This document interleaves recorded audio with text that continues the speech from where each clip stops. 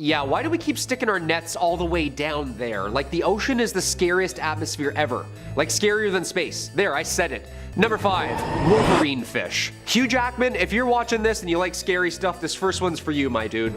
In 2021, there were more than 200 new species of just freshwater fish discovered alone.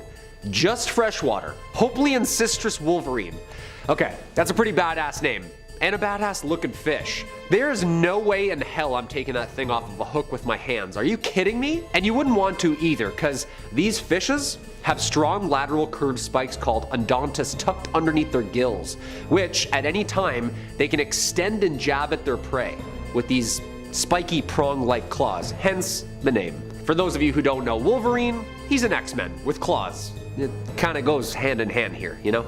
The wolverine fish is actually a catfish, however, that grows up to only about 6 or 7 inches long. They get their name from both the barbed razor-sharp prongs associated with them and the temper and aggression inside of them.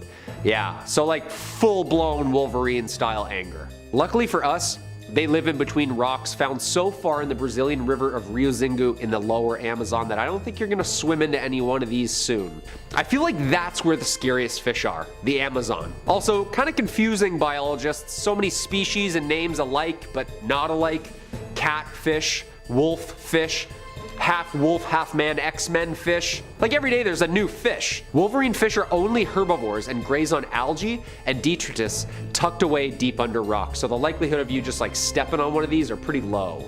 Might scare you away from their home, but they won't eat you. Just don't go flipping over any rocks and reaching underneath murky water in the Amazon. That's all I can say for this one. Number 4, alien fish? Well, one magnificent alien fish, Advena magnifica, which translates to magnificent alien, hence the name. No, it's not from outer space or anything, don't panic. Technically, it's not even a fish. This sea sponge literally gets its name because it just looks like E.T. Hey, I didn't name it, they did. To be fair, it does look like E.T. the alien, come on. The long neck, the huge head, the big eyes, it's literally perfect. This year, a new sea sponge was discovered officially. Well, plucked back in 2017, but they're sure now that it's a completely new species. Over 6,000 feet deep in the Pacific Ocean, research team from the Smithsonian National Museum of Natural History came upon a mesmerizing seascape. Dr. Chris Ma of the team dubbed the scene, quote, a forest of the weird. The sea sponge rises up from the seafloor to look exactly onto the direction of the current, mouth open, hoping to swallow up some bacteria to eat. That's sick, just an alien sponge sticking their ET heads out, catching the breeze, hoping for some fast food. Doesn't sound like a bad gig. The 2 holes of the sponge that give it its signature ET eyes appearance are clearly visible on the outside of its head. These holes, technically oscules, serve as openings of which the sponge pumps water out of. The sponge is covered in even tinier pores where the water is drawn into the sponge along with tasty bacteria and other small prey. Just sucked in through small chambers and the water's pumped out through a bunch of canals. Cristiana Castello Branco, the researcher who found this deep-sea gray, explains the importance of this discovery by saying, quote, as all of these organisms are intricately connected, by documenting and describing marine biodiversity, we are building a better understanding of life and the impact of humans on Earth. Yeah, 100% we're all connected. Let's give these little dudes some clean water. How about that, people, all right? No more Mountain Dew bottles just thrown into the lake. Pick it up. In at number 2 we have Candiru. This fish is something out of a nightmare. This creature has many scary nicknames such as the toothpick fish or vampire fish. These fish tend to be small, only growing to about 7 inches, but others can grow larger, around 16 inches. Their heads are small with short sensory barbels around it, backward pointing spines on the gill covers, and their bodies are translucent and make it difficult to spot these creatures. They tend to reside in the Amazon, so if you're planning a trip, beware of these creepy creatures if you're going for a quick dip. Not many humans have been attacked, which is good, but those that have, it's been deadly. This scary creature feeds on blood and has been found feeding on the urethras of swimmers. Once it penetrates its victims, it can cause inflammation, hemorrhaging, and even death. The earliest report of the Candiru attacking a human was in 1829, then again in 1855, and local Araguay fishermen stated that it is dangerous to urinate in the water as the fish springs out of the water and penetrates into the urethra by ascending the length of the liquid column. The most recent attack of a Candiru to a human was in 1997 in Brazil. 23 23-year-old man was urinating while thigh deep in the water when he claimed the creature jumped from the water into his urethra. The victim underwent a 2-hour surgery to remove the fish from its body. Many speculate that these fish are attracted by the odor of the urine in the water, and that's what makes them attack, but others think these creatures hunt by sight and have no attraction to the urine at all. I think this creature might be the most terrifying of all sea creatures, because instead of just stinging or biting you, this creature actually inserts himself inside the human body and wreaks havoc. And finally, in at number 1, we have Du Bois sea snake / beaked sea snake. There are more than 50 species of sea snakes, but the deadliest are the Du Bois sea snake and the beaked sea snake. These venomous snakes reside in many regions of Australia, Papua New Guinea, New Caledonia, and are common throughout the Indo-Pacific. They live in coral reef flats, sandy and silty sediments which contain seaweed, invertebrates, and coral or sponges that can serve as shelter to them. These snakes feed on moray eels and various fish that live on the seafloor, up to 3.5 feet in size. Their venom affects its prey's ability to contract the muscles and makes the prey flaccid to make it easier for the snakes to eat. The Du Bois sea snake is the most venomous sea snakes and one of the top 3 in the world. These snakes use their fangs to bite and release their venom to immobilize their prey for their own protection. The toxins in these snakes' venom affects the nervous system and it causes paralyzation of the body's muscles, then causes death due to respiratory failure. The beaked sea snake is responsible for more than 50% of all sea snake bites, and each bite contains anywhere from 7.9 to 9 milligrams of venom. A human can die from just 1.5 milligrams. Scientists have estimated that their venom is 4 to 8 times more lethal than that of a cobra. So along with the Du Bois snake, this venomous creature is among the most dangerous and venomous snake in the world. Not only do you have to be worried about venomous snakes on land, but some of the deadliest are in our oceans, so be careful when swimming in warm climates, and be sure to not come in contact with these scary creatures. Number 3, bulldog fish. Catfish, wolverine fish, now bulldog fish. When are we just gonna have a fish, you know? The bulldog fish, or the Xenactinus oryx. That sounds like a Decepticon, doesn't it? Xenactinus. Roll out. Well, it's Autobots. Never mind. This thing can truly teach a new dog some old tricks. Like 90 million years old tricks, because our newest discovery is actually a really old one. Extinct, thankfully. You wouldn't want to haul this thing up in your net. The Dino of the Week blog states that some of the longest bulldog fish ever may have once even measured up to 6 meters long. Yeah, that's like a regular sized shark. The bulldog fish fossils may be quite valuable as well. A fully intact, complete framed specimen sold for about $110,000 at Sotheby's auction house.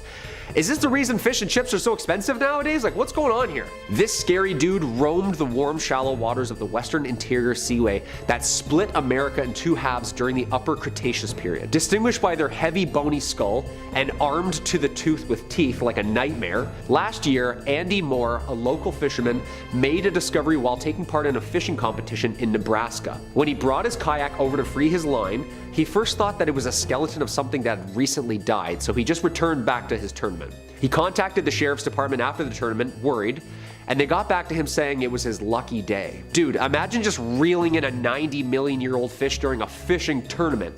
Like, I hope he won.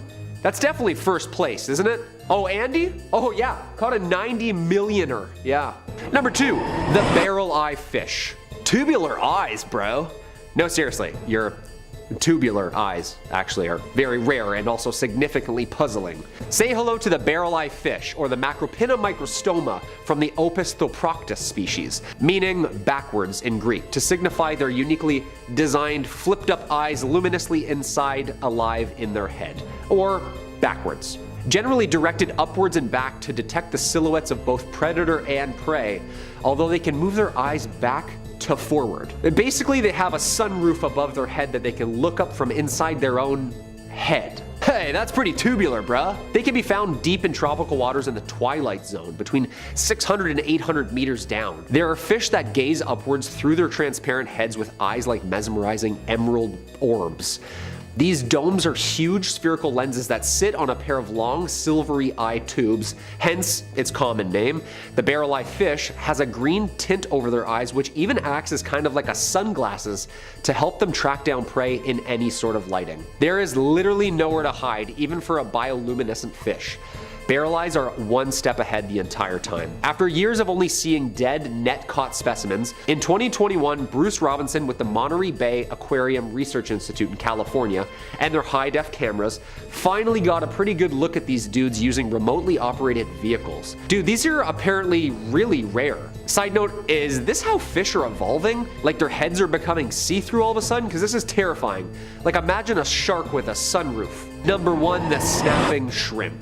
This little guy, the snapping shrimp, aka the pistol shrimp, aka mussel in the alphidae family. Sounds like a mafia family, doesn't it? Hey, I'm a pistol shrimp with the alphidae family, who's asking? This little thing can literally create a sonic boom under the water right before and as it's attacking you. That's not scary at all. It's so fast you literally don't even know what's happening due to the stun alone and how fast it is. You won't see it coming, you might hear it coming. This thing's sound is that big, it creates a sonic boom. We know nothing, Jon Snow. Like, they're apparently found in coral reefs and oyster reefs. These pistol shrimp hit their prey at over 100 kilometers per hour.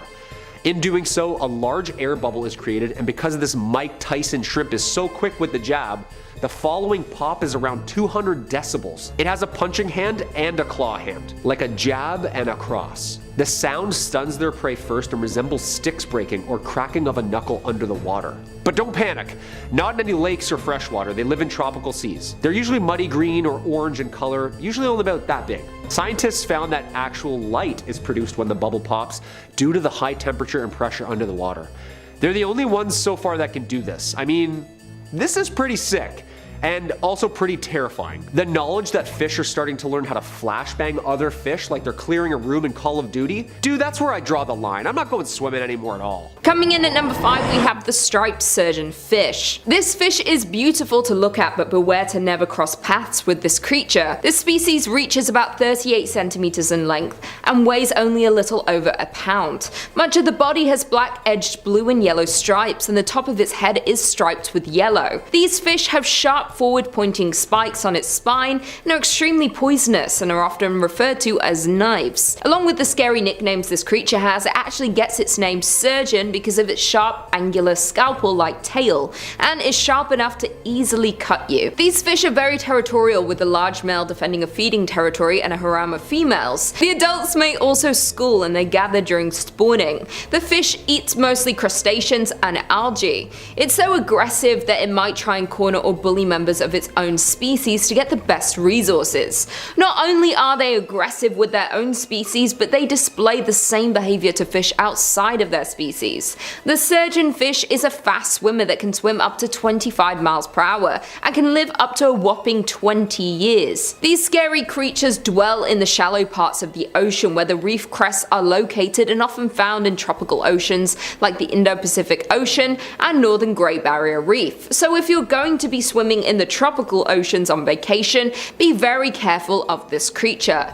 Don't be fooled by its beauty and stay far away, because it will defend itself and its spawn at all costs and can infect you with its venom. Scientists believe that the world's seas hold around 1,200 of these different venomous fish species, and that they injure an estimated 50,000 people per year, so beware and stay away from the striped surgeon fish. In at number 4, we have sea slugs. These are again a beautiful creature to look at, but you will need to stay far away from them. Sea slugs have an enormous variation in body shape, color, and size. Most of them tend to be partially translucent, and their often bright colors imply that these animals are under constant threat of predators. But the color can serve as a warning to other animals of the sea slug's toxic stinging cells or offensive taste. Some sea slugs eat prey that contains poison or venom, and instead of killing the prey, these slugs store the poison and release at predators for its own protection. Another disturbing fact about the sea slug is that they are cannibals. They are known to eat each other. They may eat a dead sea slug or attack a live one to eat it. Not only do they feed off their own, these creatures also eat plankton, algae, and jellyfish.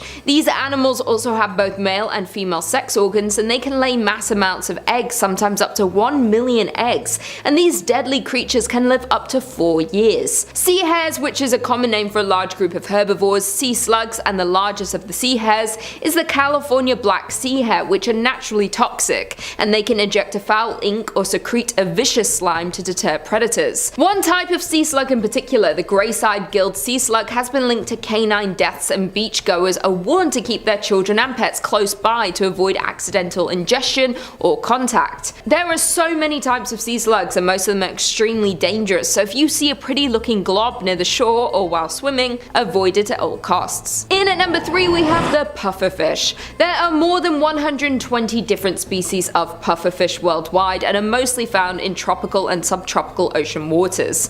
They can range in size from 1-inch long dwarf puffer to the freshwater giant puffer, which can grow to more than 2 feet in length. These creatures are scaleless fish and usually have rough to spiky skin. All have 4 teeth that are fused together in a beak-like form. Pufferfish tend to mostly feed on invertebrates and algae, while larger puffers will even crack open and eat clams, mussels, and shellfish with their hard beaks. Poisonous puffers are believed to synthesize their deadly toxin from the bacteria in the animals they eat. Due to their slow and clumsy swimming style makes puffers very vulnerable to predators. When they feel threatened or notice a predator, they will use their highly elastic stomachs and the ability to quickly ingest huge amounts of water to turn themselves into a virtually inedible ball several times their normal size. Almost all pufferfish contain tetrodotoxin, a substance that makes them foul tasting and often lethal to fish. To humans, these creatures are extremely toxic and deadly. They are up to 1,200 times more poisonous than cyanide. There is enough toxin in one pufferfish to kill 20 adult humans, and there is no known antidote. This toxin is secreted across their body, making puffers dangerous to touch and even more dangerous to consume. Surprisingly, the meat of some pufferfish is considered a delicacy called fugu in Japan. It is extremely expensive and can only be prepared by trained licensed chefs who know how to prepare it properly, because one bad cut means almost certain death for a customer. Many such deaths occur annually because of poor preparation. Number 5. The Kraken. Over the port side, boys! There she blows! Batter down the hatches, the Kraken's here! I'm sorry, I absolutely could not resist. I'm just trying to paint you a picture of the scene here. The Kraken is an absolutely legendary sea monster, harking back to old sailors' tales from the 17th century. It started as an old Nordic legend and was said to haunt the waters from Norway through Iceland. But as its legend grew, stories of the Kraken would be passed throughout the world, carrying on from sea to shining sea. It's widely theorized that the legend of the Kraken began with sightings of the colossal squid, a creature almost as mythical as the Kraken itself. An old fisherman's tale, it's depicted as a colossal cephalopod, capable of crushing a fully stacked galleon with its tentacles and bringing it down to the ocean floor. If the tentacles and its heaving beak aren't enough, it also creates whirlpools around it, as it drags your doomed ship down with it all the way down to Davy Jones's locker. The Kraken probably has one of the best PR agents in the sea monster community, being the subject of stories, songs for centuries, finding its way into numerous movies, a career-making role in Clash of the Titans, a very strong supporting role in the Pirates of the Caribbean franchise really helped elevate it to stardom, even finding its way into a bunch of video games over the years, serving as a boss for players in God of War, Sea of Thieves, and for the real OGs out there, RuneScape as well. When it comes down to who could defeat who, it's not even a question. The Megalodon wouldn't get so much as 30 seconds with the Kraken. The Kraken of lore was crushing ships in seconds. You think it's even gonna notice crushing a shark? Number 4, the Loch Ness Monster. Now, the Loch Ness Monster is probably the most famous sea creature of all time, and probably one of the most famous Scottish things of all time, alongside William Wallace, kilts, and haggis. It's also one of the world's oldest recurring cryptid stories, with the first reports of Nessie going all the way back to the year 565. And since then, Nessie has delighted cryptozoologists the world over, becoming a cultural icon for Scotland and the Loch Ness as a whole. There's been several concentrated efforts to really find the Loch Ness Monster over the years, and while nothing has ever officially shown up on a sonar or radar, that has never stopped the stream of sightings and photos of the Loch's gentle giant. Nessie seems pretty benevolent. There's never been a story or an allegation of the Loch Ness Monster eating or hurting anyone, usually just sticking its cute little head out of the water for a quick little blurry candid to be discussed and analyzed for years. Let's talk serious for a second here. In the ring, squaring up in a 1v1, I've absolutely got Nessie over the Megalodon, easy. That long neck is going to wrap around the Meg, get that thing lassoed. You know, the Meg is big, sure. But the Loch Ness Monster clearly has some stealth capabilities. I mean, it's been eluding capture for the better part of 1,500 years, so I've got to imagine that Nessie's got to know some pretty good tricks for hiding. But more so than anything, Nessie's got the people of Scotland riding for them. You're not just messing with a sea creature Megalodon, you are messing with a beloved cultural icon, It would be like going to war against raccoons in Toronto. The people just won't stand for it. Number 3, Umabozu, translating to sea priest, is a yokai appearing in Japanese folklore. It's depicted as a large, shadowy figure looming out of the water, appearing to sailors, breaking the ship as it rises, and demanding a bucket from whatever unlucky sailor happens to cross its path. Maybe it's got a leak in the roof. There's some differing opinions onto what the origin of the Umabozu is, as there's no specific origin to its legacy or one tale we can point towards. But it's generally agreed that the origin is that they are the spirits of priests who were thrown into the ocean by villagers for one reason or another, and because these priests have had nowhere to lay their bodies to rest, their spirits inhabit the ocean and take the form of a dark specter, haunting and taking retribution on unfortunate souls in the waters. I'd never heard about this creature until researching it for this video, and I've got to say it has got some fantastic folklore. You really should do yourself a favor and look up Umabozu after. The Umabozu rising from the sea and asking if you've got a bucket for it is hilarious. Like it's more of an annoying roommate than a sea monster asking if it can borrow something. Folklore says the Umabozu would cling onto the hull of the ship and shriek at the sailors, sinking them down. The Umabozu's weakness? The smell of smoke, apparently. So if you're looking to get rid of one, light some sage up, I guess, or light something. I'm sure that's very easy to do when you're on a wooden boat in the water. Now, squaring up against the Megalodon. This one, I actually do feel like it could go either way. The Megalodon, giant shark, Umabozu, scary specter. But I am going to give the edge to Umabozu solely because I don't know if it's got an actual tangible physical form or if it's just a shadow monster. You know, Megalodon can't really bite through shadows, I don't think that's one of its powers. As well, I could really see Umabozu pulling that little trick, hanging on to the side of the Meg, asking for a bucket, and then the Megalodon, who presumably doesn't speak any languages, not understanding what's happening, gets dragged down to the bottom of the sea, never to be seen again. Number 3, Japanese spider crab. How do spiders manage to get into everything? Doesn't matter where you are, you will find a spider crawling around in your apartment, up your shower, on your walls, on the toilet seat. I thought we would have been safe at least in the ocean, but I really should have known better. Introducing the Japanese spider crab. A creature pulled directly from my nightmares and my therapy sessions. These things look like they crawled out of the dankest depths and can grow up to 12 feet long.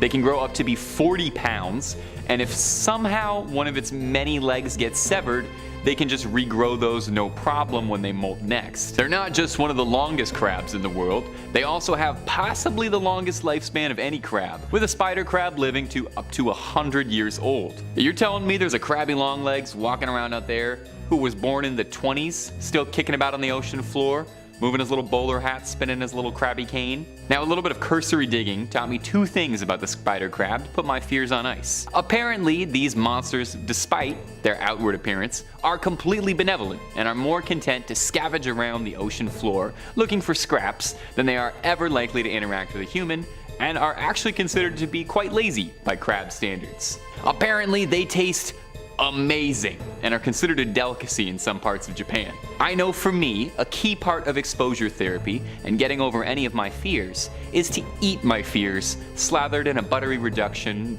prepared over rice, maybe with a nice soy sauce. I'm looking at more pictures, and maybe I was totally wrong about the Japanese spider crab. I'm also very tall in a way that concerns people, and I'm very lazy, usually scavenging for my next meal as well. Although I am hoping that my next meal is a spider crab sushi combo. Number 2, stargazer. The stargazer is a fish that's got a face only Mother Nature could love, and even then, it looks like she might not be that generous. This thing kinda looks like if you buried a pug up to its face and then left it out in the sun for a few months. I don't think it's even too much of a stretch to say, this might very well be the ugliest fish on the planet. Now, it's not a crime to be the ugliest fish on the planet, and you certainly wouldn't make a list of terrifying creatures just for being a little bit ugly. The stargazer earned its place on this list for also being one of the meanest fishes out there.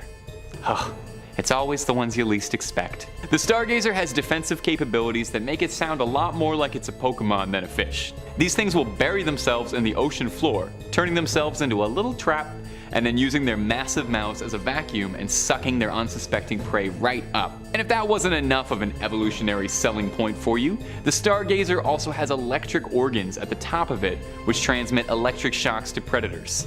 That's a nasty little guy. And the name stargazer comes from the fact that when it's burrowing, It buries itself down, and the only thing peering out is its ugly little eyes peering upwards at the sky, or the stars. I gotta say, I got absolutely no love for these things. I like that they're very ugly, that's charming, but the rest of it, no. They're like scaly little zappy landmines. Number 1. Portuguese man-o-war. Of all the things on this list, the Portuguese man-o-war seems like it's the most not from this planet. It looks beautifully ethereal, like something you'd see floating around in the background in a Star Wars planet, or maybe hanging out with the blue things from Avatar. It's a truly cosmic looking wonder of nature. However, it is anything but. The first clue should be the fact that it is named after a 17th century battleship. It looks a bit like a jellyfish, but in actuality, it's a strange little colonial organism made up of smaller organisms called zooids. See, this already sounds like I'm talking about an alien, a zooid.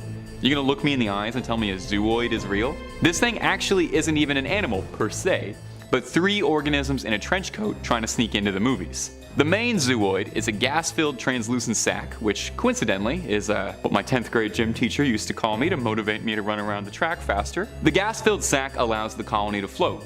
The man-o-war has no means of movement, instead having to rely on the currents of the ocean to direct it around. Real go-with-the-flow type of organism. Not a bad attitude, to be honest. Now the next zooid, I am never gonna get used to saying that, are the tentacles, which are really the star of the show here. The tentacles on a man-of-war reach lengths of up to 165 feet. Now I'll run that by you in case you heard that, fainted, and didn't quite catch what I said. Get up off the floor.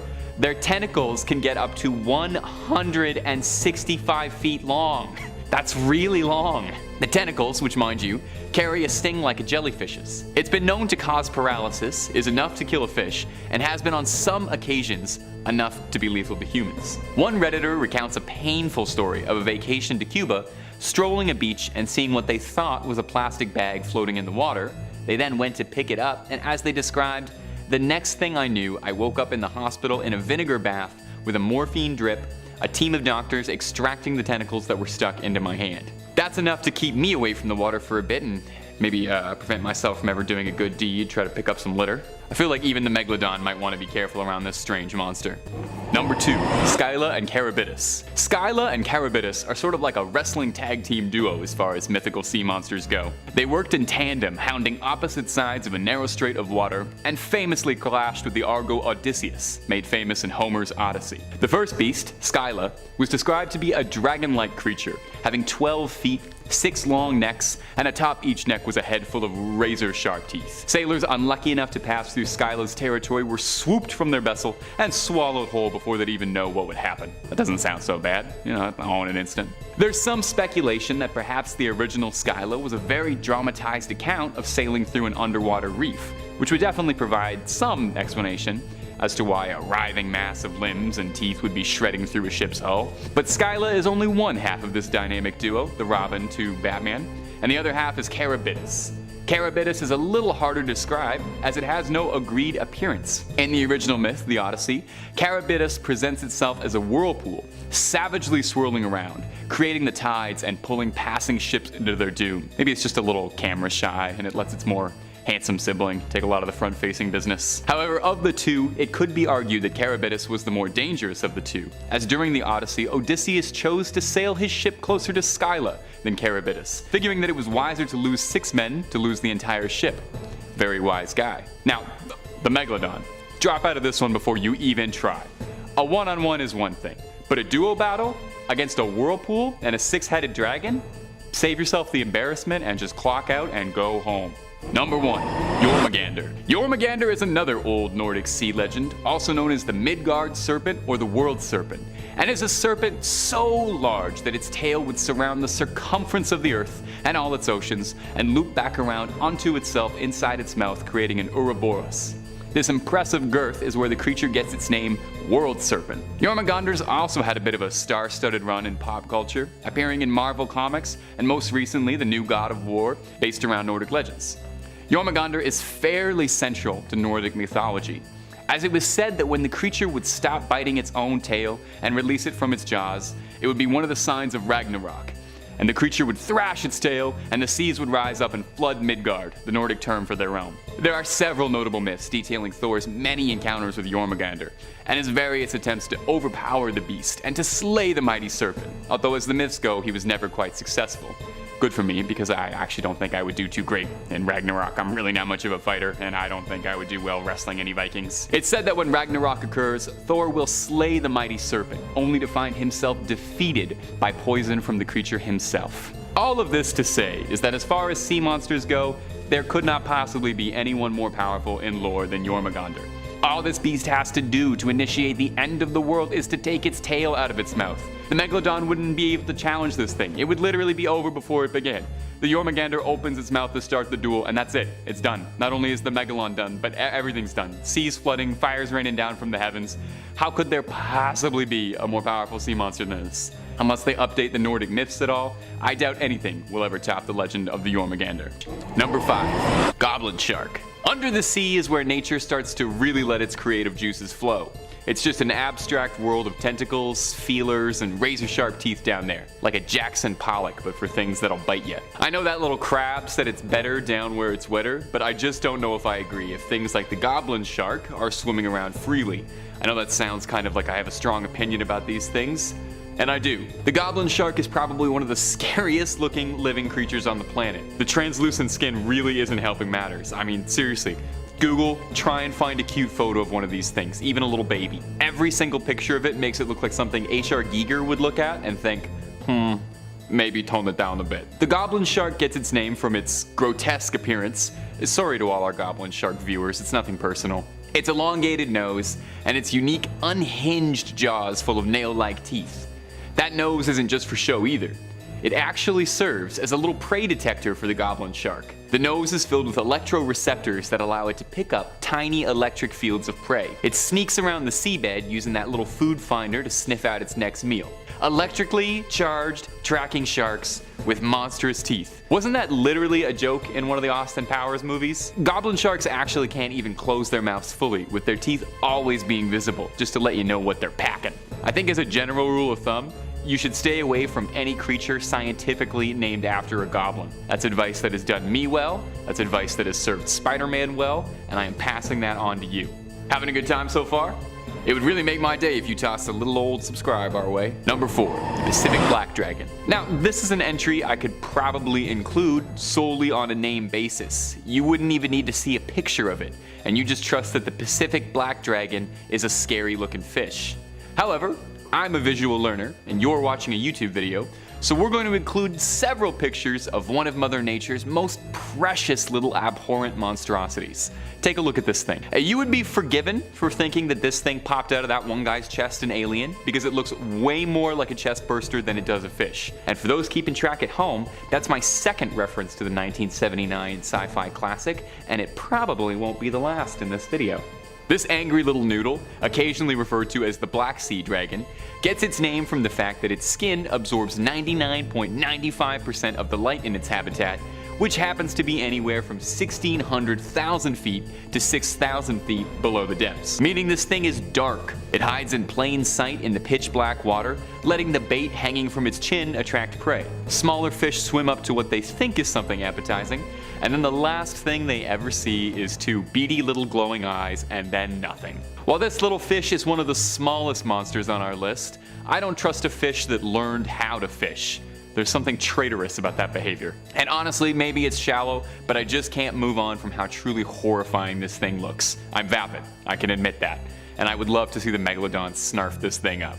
Number 5. Rose-veiled fairy wrasse. The sea Finifenma was spotted by John Randall in the early 1990s and was initially thought to be just an adult version of C. rubris quamus, a fish from the Maldives. However, just a couple months ago, a new strain of species was finally caught and analyzed. Though there have been hundreds of fish caught off the coast of the Maldives, this colorful, mesmerizing new addition is the first ever to be formally introduced and recognized as a brand new species. Alright. Welcome to Earth, little buddy. I love love this planet. Every day there's something new, eh? This thing is mesmerizing, right? Look at it, it's just so beautiful. Apparently it changes colors as it grows up too. Different year, different color. The rose-veiled fairy wrasses is one of the first species to have its name derived from the local Dihi-Vehi language, with Finifenma meaning rose, a nod to both its beautiful pink hues and the island's national flower. Ah, we're starting this list off nice and easy. Imagine swimming with these. This is beautiful. Nice little rainbow around you. Of course, us being us, the species being so new and abundant has started making it, of course, at high risk of over-exploitation. Yeah, don't forget what we do to fish. Yeah, humans can be the worst for this planet also. Already talks of commercialization, tasty new dishes, and exotic deep-sea tanks before it's even got a scientific name. That should be a metaphor about how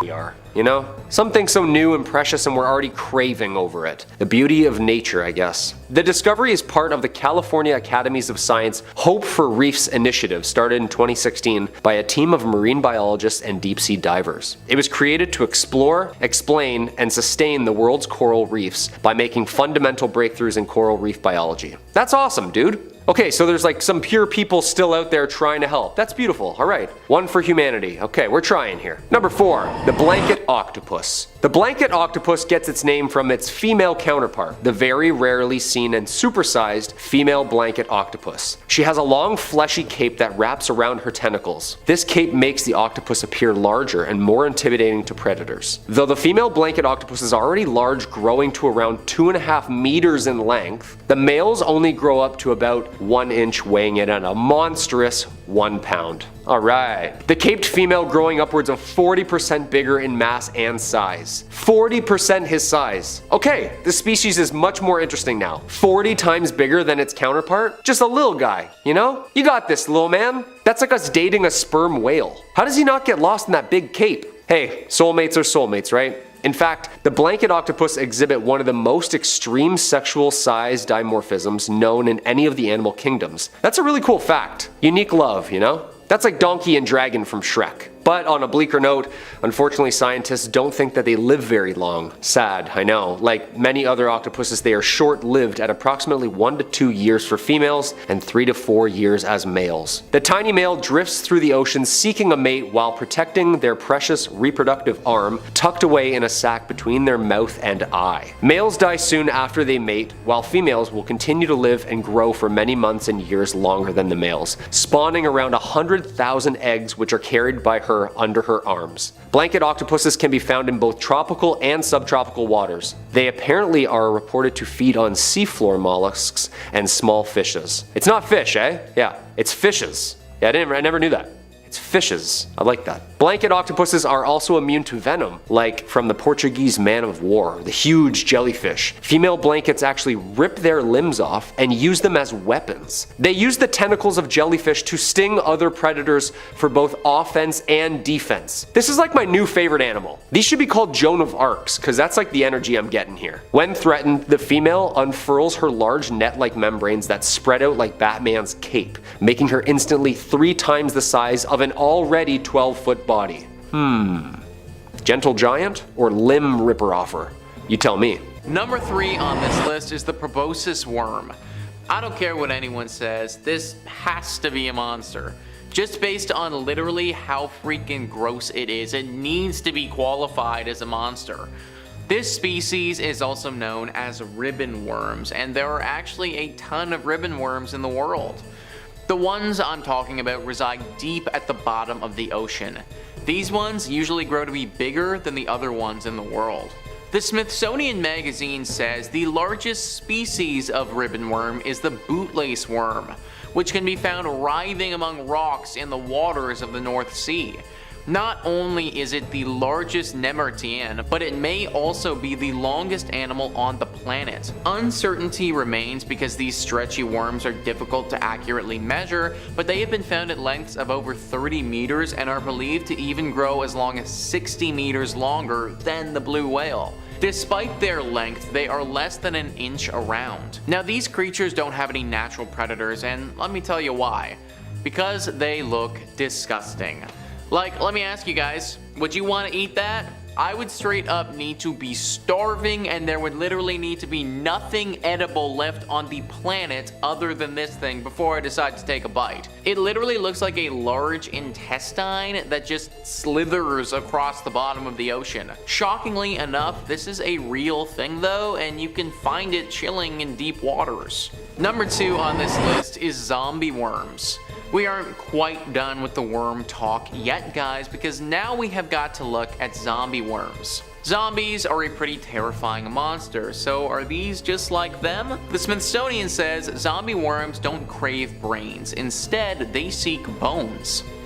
The 1 to 3 inch Osedax worms were first discovered in the bones of a rotting gray whale on the deep sea floor nearly 10,000 feet deep in 2002. Since then, more Osedax species have been discovered. There are 26 according to the World Register of Marine Species. Zombie worms don't eat mineral bones directly, instead they digest fats within the bone. However, their style of eating is quite different from ours because they don't have a mouth or a stomach. They secrete an acid from their skin that dissolves bone, freeing up the fat and protein trapped inside. Then, symbiotic bacteria living in the worm's body digests the fat and protein. How Osedax acquire nutrients from the bacteria isn't known. They may simply digest the bacteria, or nutrients are somehow transferred to the worm. They hold on to whatever bones they can find by drilling in with roots which contain the symbiotic bacteria. Zombie worms can retract these plumes into the body when they are disturbed. If all this isn't strange enough, the only worms doing any drilling are female. The microscopic males live inside their bodies. One study counted 111 males inside just one female zombie worm. This eliminates the pesky step of having to search for a mate because the eggs and sperm are right next to each other. Then the worms can disperse many fertilized eggs far and wide, hoping that they land near some recently fallen bones. Needless to say, but these are some weird freaking creatures. No wonder we've nicknamed them zombie worms. They're about as monstrous as you could possibly get. Not to mention, but they feast on the bodies and bones of the dead, similarly to what zombies would want to be doing. Number 1 on this list is the Sloane's viperfish. As with most things on this list, we have a thoroughly disgusting looking creature. This thing is just as dangerous as it is disgusting though. The Twilight Zone says, like many of the inhabitants of the deep sea, Sloane's viperfish sport light-producing organs called photophores along its body. These flashing blue, green, or yellow lights might attract tasty snacks, but they're most useful for masking the fish's silhouette from predators below. They're also useful for grabbing a meal. When prey comes near, the viperfish drops a glowing light on its dorsal fin ray like a fishing lure in front of its mouth and snap! A muscular jaw filled with clear, sharp teeth comes crashing down like a guillotine. Lucky for the viperfish, its first vertebrae has evolved to act as a shock absorber for that powerful bite. This is the deep sea version of a piranha, except way more deadly. If you were getting attacked by piranhas, there would likely need to be multiple of them to attack you to actually win. I could totally see a world though where you lose one-on-one versus this thing though. Its teeth would literally dig so deep in your body. Even at the thickest part of your body, this thing has the potential to go all the way through if it bites you well enough. Thank goodness it's swimming thousands of meters below us and we don't need to worry about it popping up on our next snorkeling adventure. Coming in at number 5, SCP-3700. 3700 is the designation for a circular area in the North Sea with a diameter of 800 kilometers, encompassing the archipelagos of Faroe. I hope I'm saying that correctly. Orkney and Shetland. It has an abnormal depth, with the seafloor located 5 kilometers below the ocean surface compared to an average 250 to 300 meters for the rest of the North Sea. This SCP is subject to a wide and varied array of anomalous occurrences due to ritualistic interactions between two entities, which have been designated SCP-3701 and SCP-3702. Effects of SCP-3700 are entirely highly dependent on which entity successfully subdues the other during each ritual. All rituals, with the exception of 2 consistent dates, take place at random periods of time. SCP-3701 and 2 always interact on dates corresponding with the spring and fall equinox of the given year. Now, the specific interactions between 1 and 2 consist of prolonged struggle where each entity will attempt to temporarily kill or subdue the other. Interactions on equinox dates are usually short and can occur in random locations, with the victor of the previous interactions quickly dispatching the other entity. Now here's where things get really interesting. Successful defeat of one entity by the other induces a number of different geological and meteorological changes within the 800-kilometer zone. When SCP-3701 subdues 2, storms and harsh weather are immediately dispelled. Reproductive rates of local oceanic and island fauna increase by a factor of 3. Erosion rates increase by a factor of 5. When SCP-3702 subdues 1, meteorological conditions become perilous. Continuous storms ranging in strength from category 1 to 5 hurricanes occur. Travel by sea is near impossible. Ocean food sources are driven from the area due to the extreme condition. Yikes, pretty rough. As of right now, Foundation Naval Task Force Delta 7 is currently assigned to patrol the area. Coming in at number 4, SCP-835. 835 appears to be a large mass of coral-like polyps weighing an unknown amount. The polyps are larger than any known coral species, growing to more than 1 meter in diameter in some cases. The central mass is roughly oval-shaped with a very large polyp at each end. This SCP is incapable of locomotion and appears to anchor itself with the large tentacles projected from the SCP-835 polyps. Now, these are also used in feeding and are coated with a sticky adhesive substance. The tentacles are also quite strong and have been shown to be capable of damaging plate steel. That's pretty scary. The coral itself is extremely hard, requiring high-powered diamond drills to collect even small samples. 835 also grows at a very accelerated rate, capable of adding 50 pounds of mass every single day. Not just that, but it is also susceptible to many chemicals, which in turn causes 835 to seal up and halt all growth for 24 hours, prompting development and use of suppression tactic AA6. It is also known to emit a large mass of liquidy material several times a day from the large polyps on each end. This appears to be made of semi-digested solids, fecal material, and semen. Absolutely disgusting. As of right now, 835 is to be monitored and checked daily for new growth. In the event 835 becomes hostile, suppression tactic AA6 is to be immediately implemented until aggressive action ceases. The containment area must be maintained in open ocean due to the highly aggressive response of 835 to confinement for any length of time. Number 3. The glass octopus. A rare encounter with a glass octopus has just happened, which is one of the strangest and coolest species that swim these oceans. These science fiction looking dudes have transparent gelatinous bodies, and scientists believe that they have evolved into their elongated shape in order to make itself next to invisible, even when right beside it. That's pretty cool. The only colorful parts on them are their optic nerves, eyeballs, and digestive tract. Yeah, basically like a see-through Game Boy. Remember those? About like 3 times the size of a Game Boy 2 at about 20 inches long. It's likely that these octopuses eat whatever is down there at the depths of the Twilight Zone and Midnight Zone. Yeah, like deep.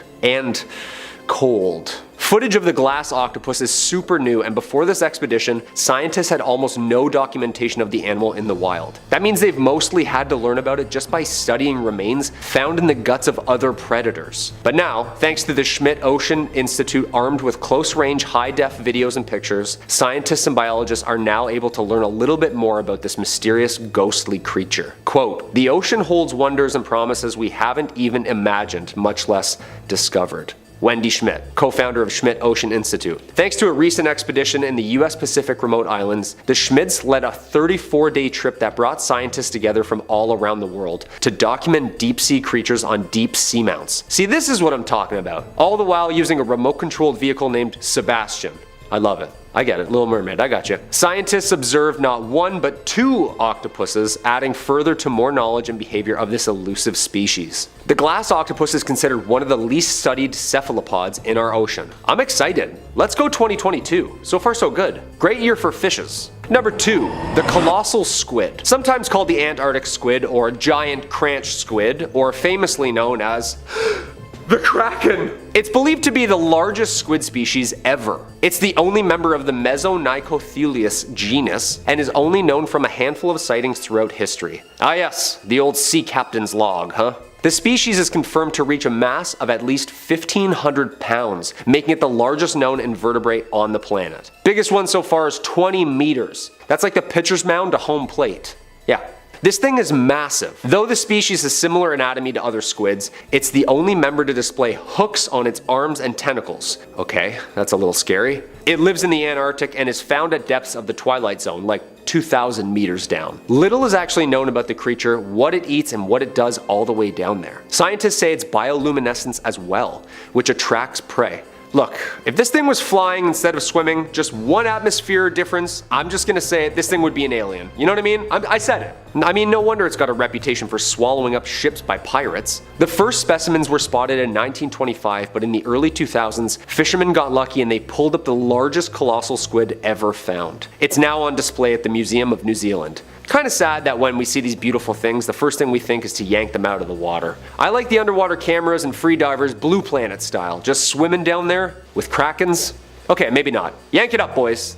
Get it up, that thing's horrifying. And the number 1 spot, the blood belly comb jelly. Sounds like a magical elixir. From the family Lampictenidae, this specimen was first caught and studied by George Matsumoto, the marine biologist at the Monterey Bay Aquarium Research Institute, who discovered the blood belly jelly in 2003. Now we're sure these things weren't discovered on like one of Jupiter's moons or something already in the 30s. We're sure of that. Cause that thing's blinking like a you-know-what. Not many of these things have actually been caught though. I've never seen anything like this before. Brilliant and then seemingly electric. The bloody belly comb jelly comes in different shades of red as well. The sparkling display on the outside comes from light reflecting and refracting off tiny transparent hair-like cilia. Basically this thing is like a swimming light bright. Remember those light brights from the 90s? This thing is like the alive version of that. Of course, alongside its mystic nature, it also poops sparkles. Seriously, like a little alien unicorn. That's neat, right? Its name comes from its ruby red color. While it's pretty much invisible from underneath its belly, from above and in front it lights up like the 4th of July, luring predators in with its mesmerizing patterns. Red is nearly invisible in the deep sea, so the vibrant crimson that gives the comb jelly its name is actually helping it hide. Bloodbellies are technically ctenophores, not true jellyfish. Many comb jellies have caloblasts lining their tentacles, which work like glue instead of venom. Upon touch, a spiral filament automatically bursts out and releases this sticky glue stuff. Once a fish is unable to swim away, the comb jelly reels in its tentacles and brings the food to its mouth. Okay, so this thing just became absolutely terrifying again. The deep dark sea, we gotta respect it. How insects and how jellyfish eat scares the out of me. I can't explain it. Watch it for yourself. Well, there you have it, folks. 5 more reasons why I'm not going free diving anytime soon. Some of these were very beautiful. Some of these things have been around for like 500 million years and use other fish as weapons. So those fishes have seen it all, you know? Maybe one day we'll light up like a shoe. But for now, I'll just stay dry and stay up on the boat. Coming in at number 5, we've got SCP-5320. You know when an inside joke goes a little too far and starts to alienate the folks around you? Yeah, well that's kinda what went on with this SCP, except the inside joke had to do with a fish that never seems to end and the weird cult that it spawned. When your top researchers are essentially posting and creating pointless rituals instead of doing their job, somebody's gotta step in. So even though this is a relatively harmless aquatic monster in and of itself, there are a lot of things that it could do to cause problems without ever leaving the comfort of the deep sea. As of right now, this creature is being described as an increasingly long snailfish, although no drones have ever been able to locate a head or tail.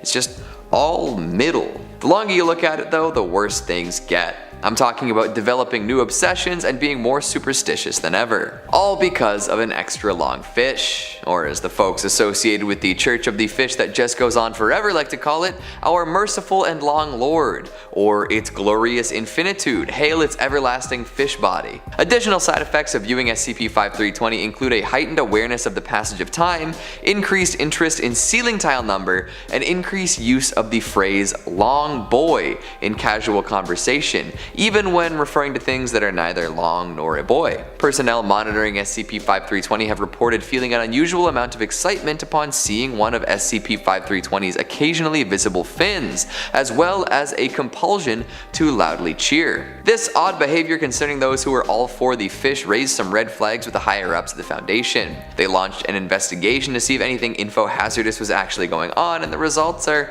inconclusive at best. It seems that all this can be explained away by saying folks tend to get involved with silly superstitions and inside jokes, especially when they're working on something boring for an extended period of time. But it could also be that the fish is info-hazardous and drawing more people under its influence by convincing anyone who looks at it that it's all just goofery. I'd keep a close eye on anyone involved with the Long Lord himself, and even those only tangentially related to it. Coming in at number 4, we've got SCP-1836. Be careful while roaming the seas, you never know what you could run into. And hell, there are a lot of things out there that have been around a lot longer than us and probably have more claim to the stuff that lives in the ocean. We, as modern humans, often believe we can just do what we want with no consequences. This, as we're finding out quite quickly, is not necessarily the case. Take SCP-1836 for example. An enormous iceberg located in the Cunningham Inlet, colored green and containing all sorts of anomalies. The green color actually doesn't have any anomalous properties, it's just trapped algae.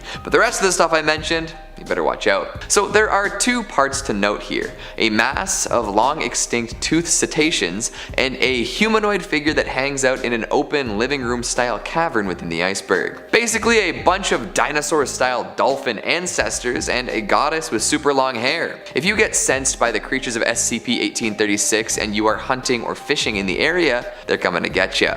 The iceberg will accelerate towards the creature being hunted, and said creature will somehow know to head towards the iceberg. When they get close enough to each other, the iceberg will get between the hunter and the hunted. At this point, all of the cetaceans will emerge from the berg and attack the hunting vessel. If nothing was killed by the time the iceberg arrives, the ship will simply be sunk. However, if the hunters were successful in taking down some prey, these ancient creatures will not be so generous. They'll snag anyone on board and pull them underwater, bringing them to caverns in the underside of the iceberg. Nobody who has suffered this fate has ever been heard from again. There's a lot more lore to this one concerning gods, haircuts, and shamans, but I'll leave that to you to explore. For now, we'll leave it at a magical moving iceberg full of ancient creatures that will sink any ship that threatens local wildlife. I'd say that's a pretty sweet SCP. Coming in at number 3, we've got SCP-1569. Anyone here ever been punched by a shrimp?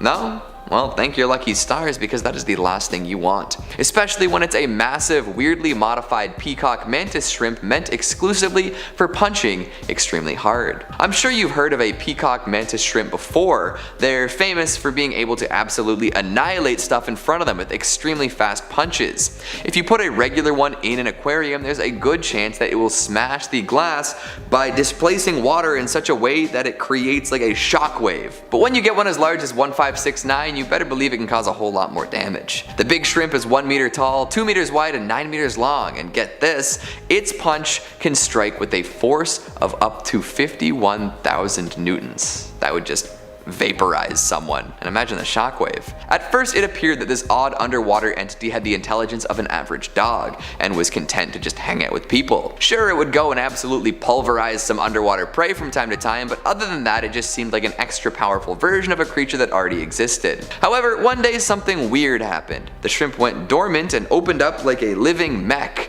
and out popped the dude in competitive swimwear. And if I'm understanding the subsequent events correctly, this dude was essentially piloting this gigantic shrimp. Why? How? Was he the one acting like a dog? We may never know. But there is a special insignia on both the shrimp suit and the man inside, and it seems that there are some other strange connecting threads. Coming in at number 3, SCP-3934. 3934 is a species of amphibious reptiles produced via anomalous means by Marshall, Carter and Dark LLP. Essentially, this SCP is the Loch Ness Monster. Kinda.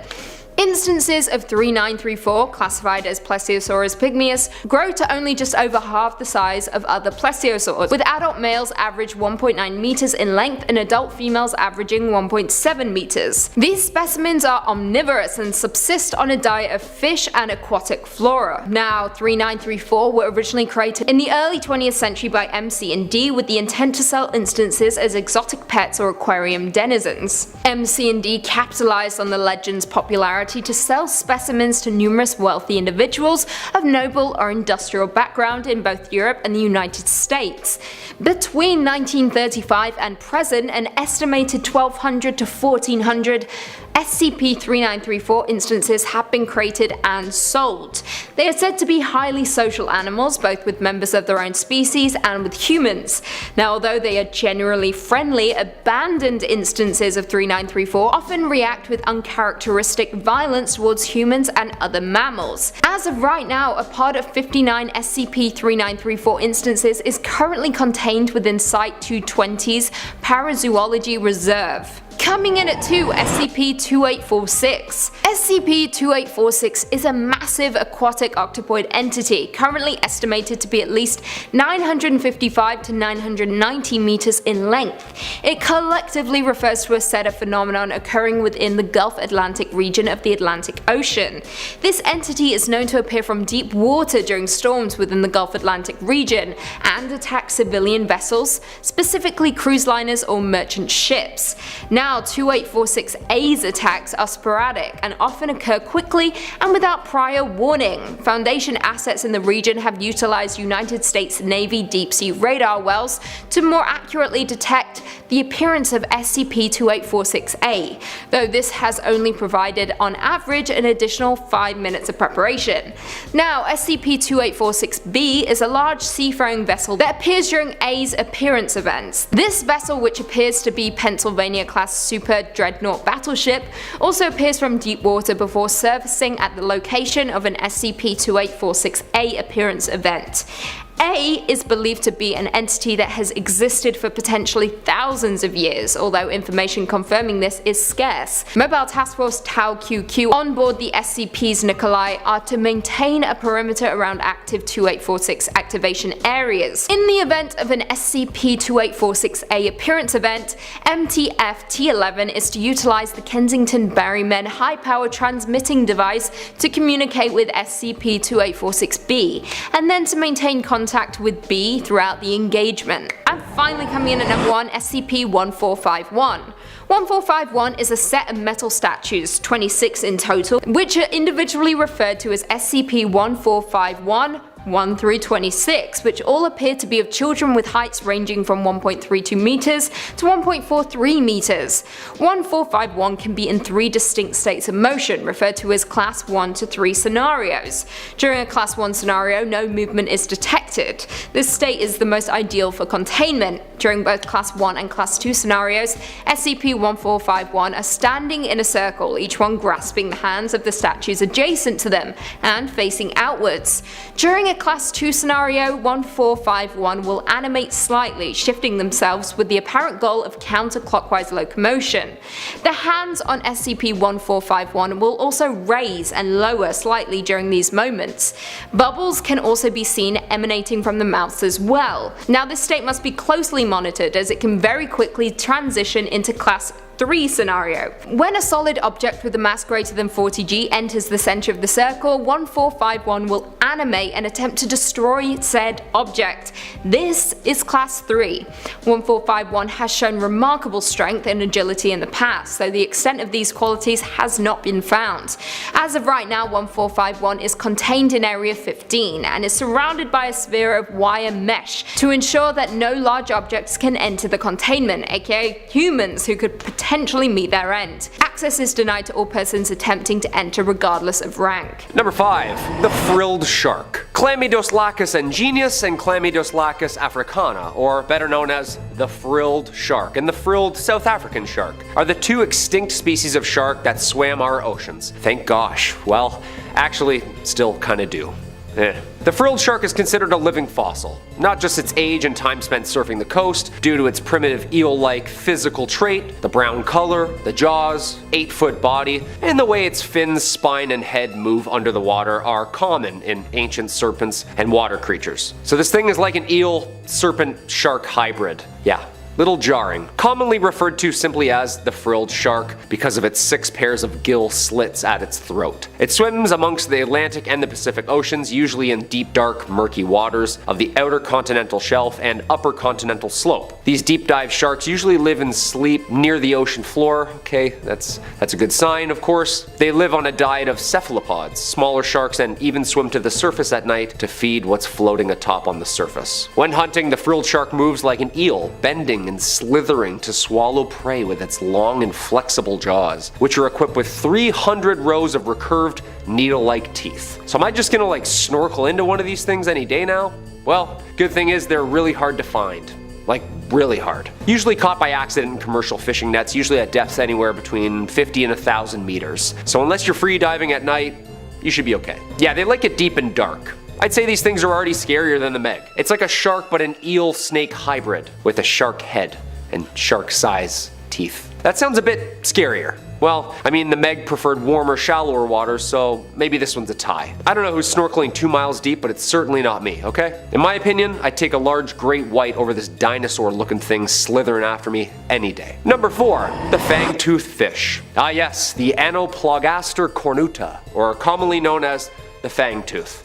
I wonder why. Though they spend most of their time in the deep, common fangtooths are known to migrate towards the surface at night. Sorry, the fangtooths are known to migrate towards the surface at night. That is the scariest sentence I've ever said. Dude, these are way scarier than this giant ancient shark. Like, all the scariest things come out at night, you notice that? And root canals, but they're usually done during the day. The word Megalodon is Greek words meaning giant tooth. I'd take big teeth over this thing chasing me around any day. Thankfully though, this guy is only about a foot in length. Okay, that's not so bad. The fish has a mouth that are full of long snake teeth, perfect for hanging on to its prey as they shake. The lockable jaws ensure that, although thrashing may occur, the fangtooth's teeth are locked clamps that effortlessly swim with dinner in its mouth, just getting dragged deeper and deeper down, wiggling and can't move, trying to run for their lives. Well, swim for their lives. And fish of any size. I'm sorry? Yep. Any size. Common fangtooths have been recorded at depths of about 5,000 meters, so whatever lives down there, it's game on. Look at this thing. I was scared of sunfish and seaweed brushing up against my legs. This thing swimming by me, this thing? It looks like a night terror in itself, stalking their preferred prey of crustaceans and, of course, other fishes the same size. Common fangtooths are more active than many other deep-sea fish and seek out food for meal and sport rather than being purely ambush predators eating when they're hungry. That's terrifying. Packing up for the long winter, huh? Their huge mouth and very long teeth ensure that they are able to attack prey and actually hold on while they relocate them to a deeper, darker spot where they can kind of take their time on the meal. I've swam with sharks. In my opinion, this thing's way scarier. Like, eating small critters running around the ocean floor, sure, but also imagine eating something the same size of itself with teeth? No problem? Slowly devouring it, bite by bite? Yeah, that's way scarier. Come on. Just reattaching itself every bite? Taking you along for the free ride? Yeah, that's horrifying. Coming in at number 3, SCP-4217. 4217 refers to both the Bismarck, an anomalous German battleship sunk in 1941, and the large cephalopod organism that is fused to the inside of its hull. SCP-4217-B possesses a pair of octopoid eyes which protrude from the base of SCP-4217-A's superstructure, and 12 100 to 200 meter long muscular hydrostats that extend from an opening in the stern. Now, aside from the presence of SCP-4217-B, SCP-4217-A shows no signs whatsoever of damage sustained from battle or subsequent decades submerged underwater. B seemingly operates A's systems. This includes its full armament of 8 main guns, 44 secondary guns, and 12 anti-aircraft guns. B also can operate A's propellers to reach speeds approaching 40 knots, but only while surfaced. This is way too much power for a creature to have and could be incredibly detrimental if you piss it off. While submerged, SCP-4217 achieves locomotion via ejection of water from B's body cavity. Typically, this SCP remains submerged at a depth of 500 to 1100 meters, navigating its territory. However, the SCP will periodically surface and enter a hostile state. During this period, it will seek and attack non-threatening targets. Now, Foundation naval forces are to patrol the SCP's territory with 3 or more battleships under the guise of the British Royal Navy. During a hostile state, naval forces are to engage with the SCP until it reverts to a passive state. Survivors from civilian vessels attacked by the SCP are to be recovered and processed in accordance with maritime disinformation protocols. Coming in at number 2, SCP-1128. SCP-1128 is an entity that manifests as a massive aquatic predator to anyone given a full description of the being's appearance through either spoken, written descriptions, or visual depictions of the being. Persons infected by SCP-1128 will initially exhibit no abnormal behavior, though some cases show a general aversion to activities involving bodily immersion in water such as bathing or swimming. Should subjects become fully immersed in water, they will disappear completely under the surface of the water, regardless of the water's actual depth. In most cases, they will reappear moments later in a panicked state and frantically try to leave the water. However, in other cases, the water will become polluted with blood and debris, confirmed to be the remains of the subject. That sucks. The subjects that reappear intact claim that they were transported to a vast ocean where they were pursued by SCP-1128. Interviews with the surviving subjects carry further contamination, as descriptions of the being's appearance trigger further infections. Yikes. Written description or imagery of the SCP's appearance or videos of the entity breaching found outside of the Foundation are to be destroyed, and Class C amnestics are to be administered to anyone exposed to such information or showing signs of the SCP's contamination. A written description of the entity's appearance is to be kept at site blank for experimental purposes only and is not to be read by anyone other than D-Class used for testing. If exposed, staff are to report immediately for administration of Class C amnestics. And finally, coming in at number 1, SCP-3000. SCP-3000 is a massive aquatic serpentine entity strongly resembling a giant moray eel. The exact length of 3000 is impossible to determine, however it is believed to be somewhere around 600 and 900 kilometers, with the head of SCP-3000 measuring roughly 2.5 meters in diameter, and sections of the body proper being around 10 meters in diameter. Yeah, horrifying. Now, 3000 is typically a sedentary creature, only moving its head in response to certain stimuli or during feeding. The majority of its body is located around the Ganges fan and rarely moves at all. SCP-3000 is carnivorous and despite its sedentary nature is capable of moving quickly to dispatch prey, aka us if we were ever to encounter it. Despite its size, it is believed that SCP-3000 does not require sustenance to maintain its biological functions, aka it kills for the hell of it. When 3000 consumes prey, a thin layer of viscous, dark grey substance classified as Y909 is excreted from its skin, with the end result of its digestive processes currently unknown. In some historical records, Dr. Eugene Getz reports on SCP-3000, I quote, "The unease was felt throughout the entire crew as we descended on that first night. Whether this was due to our uncertainty at what we would discover or something more sinister, I would not speculate. At around 0940 hours, we first observed the head of the entity. The unease was palpable now. Several other crew members complained of feeling hazy and of being uncertain what they were supposed to be doing. When we were within 50 meters, the entity turned slowly to look at us. Even now, as I recall watching this thing coil around in the darkness, I can still hear Williams barking like a mad dog in the rear of the vessel, screaming and flailing, shouting about how he could see it in his head. Frightening stuff. The area containing SCP-3000, currently a region of the Bay of Bengal, roughly 300 kilometers in diameter, is to be routinely patrolled by Foundation naval vessels. Under no circumstances are civilians allowed to attempt deep-sea exploration or diving efforts in the quarantined area. Individuals believed to have contacted SCP-3000 are to be contained, quarantined, and processed at Site-151. Sadly, there is currently no known cure for exposure to 3000. As such, affected individuals should be contained and quarantined for further evaluation. Awful. Number 5 on this list is the whalefish.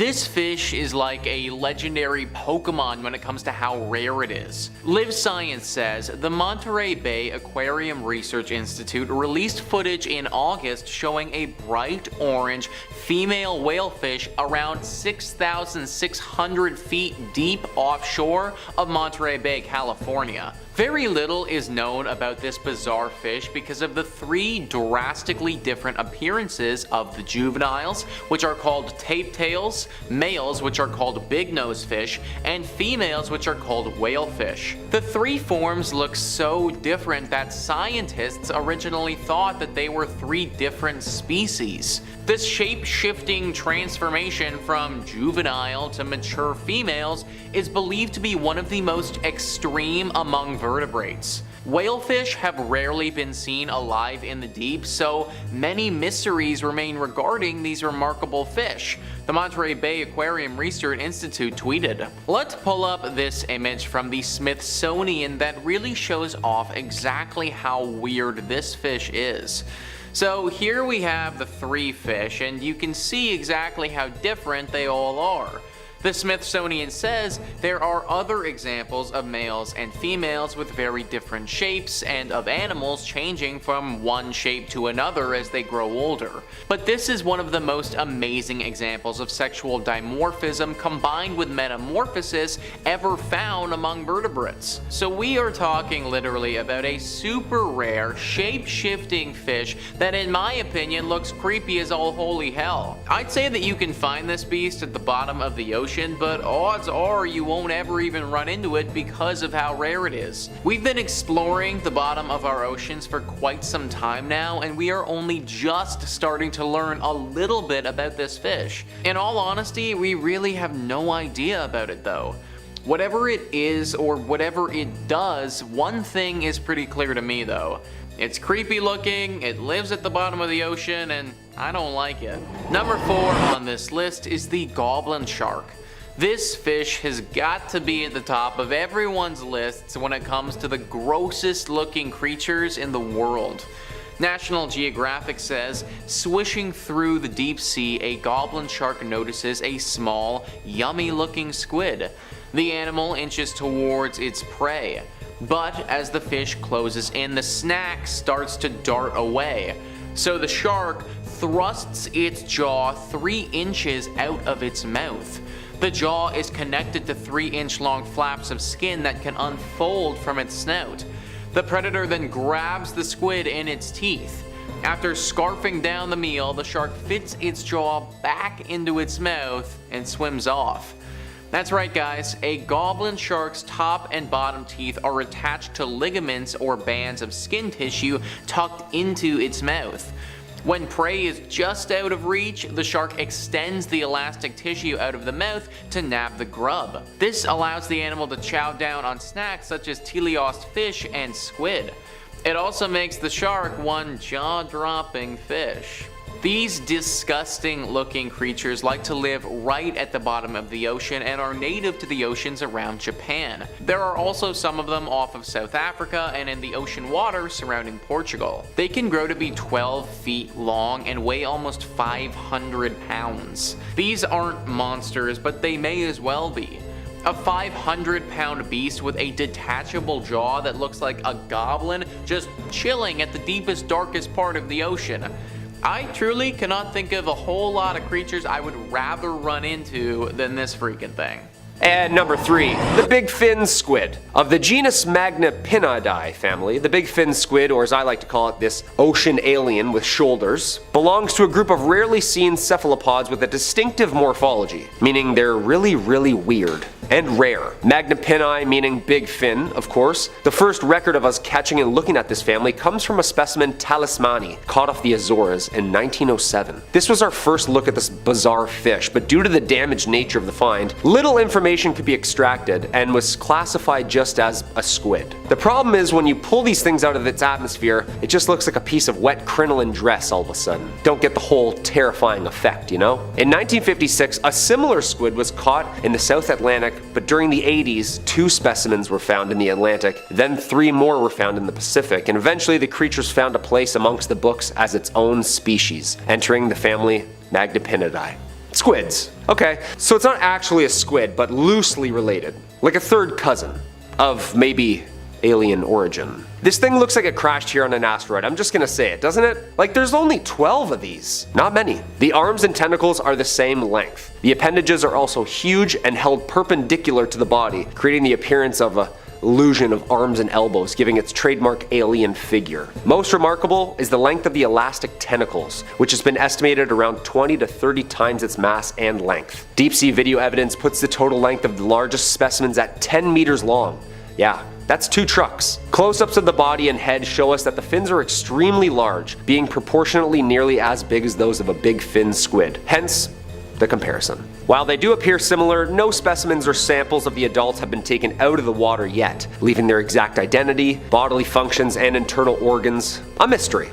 Awesome. Yes, more mysteries under the water. Alright, I only had really bad night terrors already. Let's just add this in there. Yeah, I'd take a shark swimming with a brain at me rather than this alien thing swimming up to me and just staring at me, trying to understand me for about an hour. Terrifying. Number 2, the gulper eel. Eurypharynx pelicanoides. The pelican eel, or what I just said, is basically a deep sea eel. Like deep sea. If you've seen the Ridley Scott's Alien film franchise or the Predator universe, you'll know that this thing looks exactly like that. Yeah, am I wrong? But instead of like 8 feet tall, it's only 3 feet tall. Yeah, still terrifying. The pelican eel has been described by many synonyms, yet nobody has been able to demonstrate that more than one species of pelican eel exists. Riding solo, huh? That's creepy.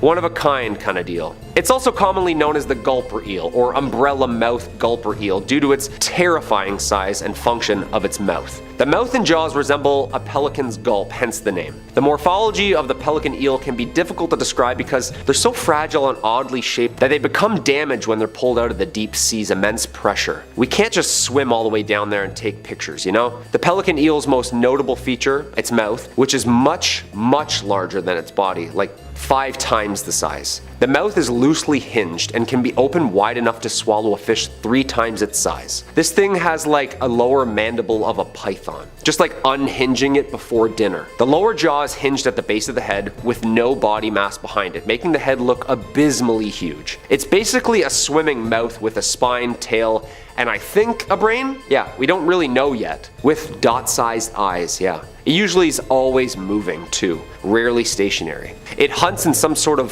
folded state. The pelican eel's mouth has the capability to change to an inflated shape when hunting, giving the mouth its notably massive appearance. Dude, the mouth unfolds like the James Webb telescope. Like 100 working parts. Technically, it's like a geometric shape unfolding as a mouth, followed by stretching, like a cootie catcher. Remember those? This thing eats like a cootie catcher. When the pelican eel is in pursuit of its prey, it slowly starts unfolding itself. Imagine this thing's trucking behind you, unhinging its jaw, slowly the closer it gets. The head and jaw structure unfold and spread horizontally, not vertically. Okay, that's scarier all of a sudden. The unspreading event, or as I like to call it, lunch, is followed by the inflation of the mouth from a stretchable skin of the head, which it feeds on prey. Then, water's expelled via the gills. Okay, so it's basically a large strainer, and after it eats, it blows itself out, releases all the water back into the water.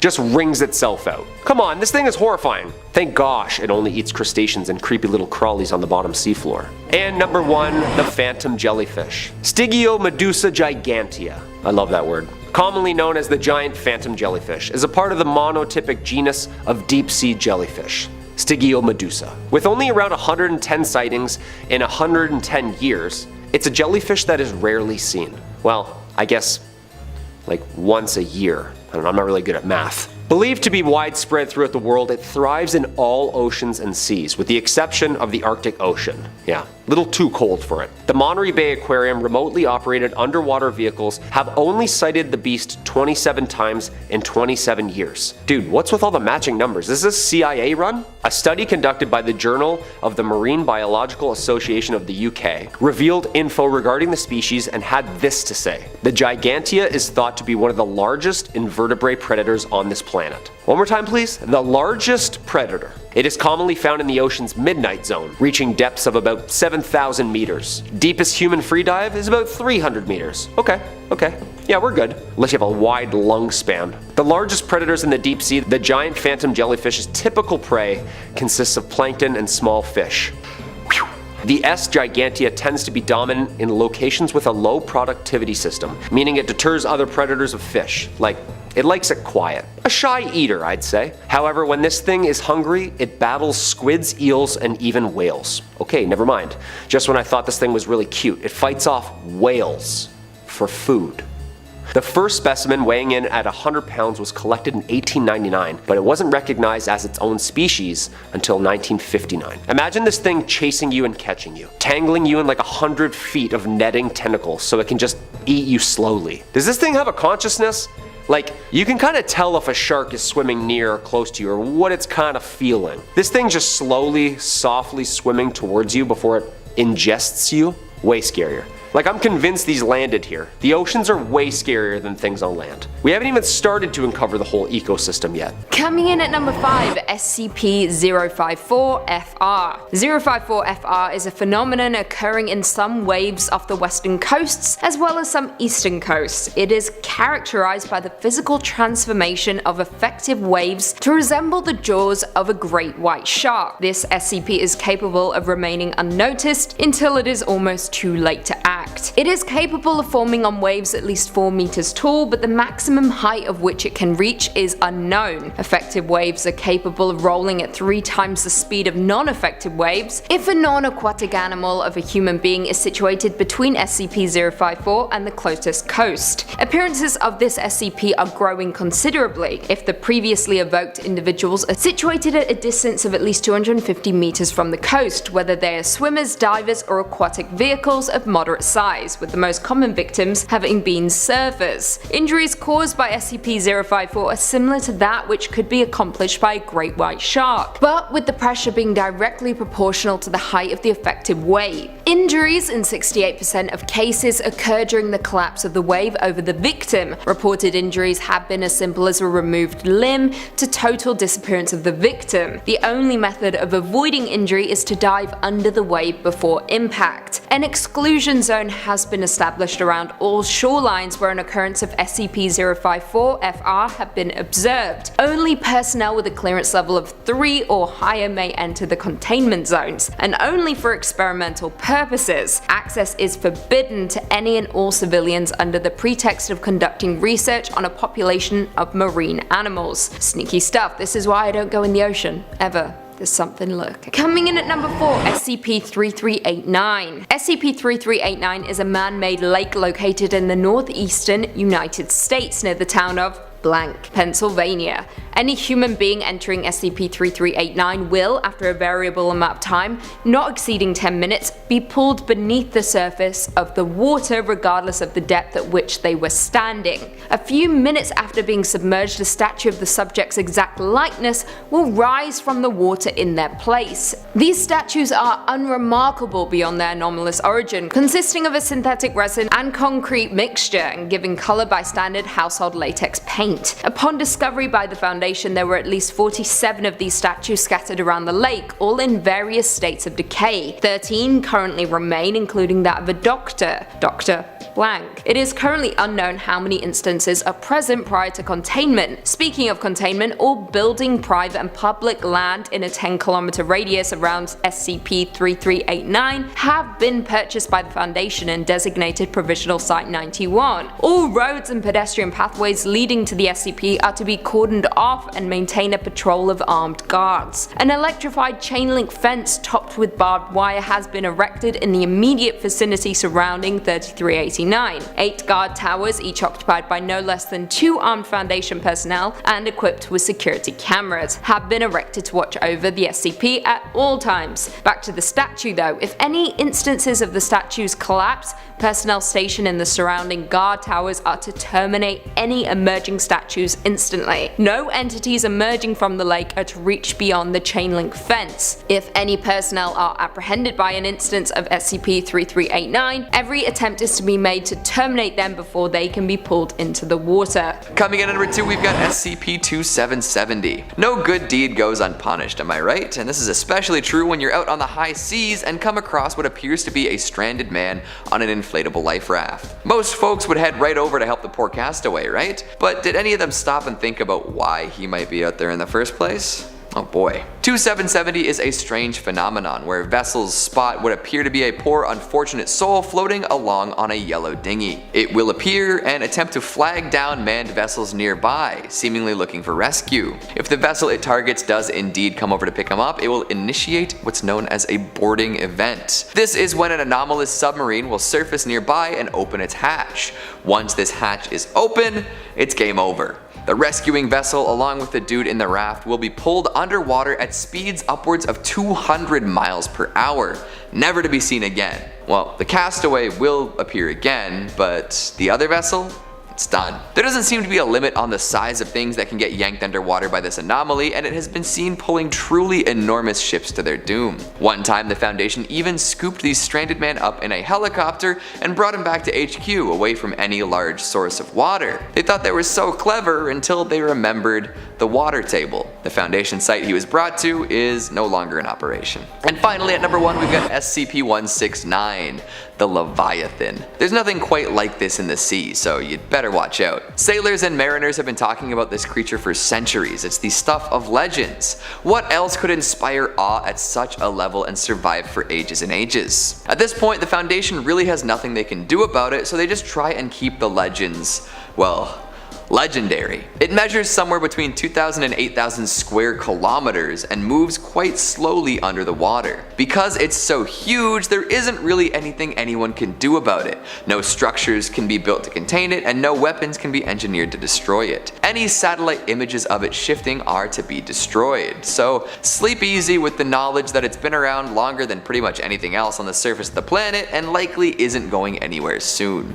Can't do anything about it, why worry? I'm thinking about my next kayak trip a little differently now, how about you? Although a good deal of these are in oceans, where I am a lake kind of guy.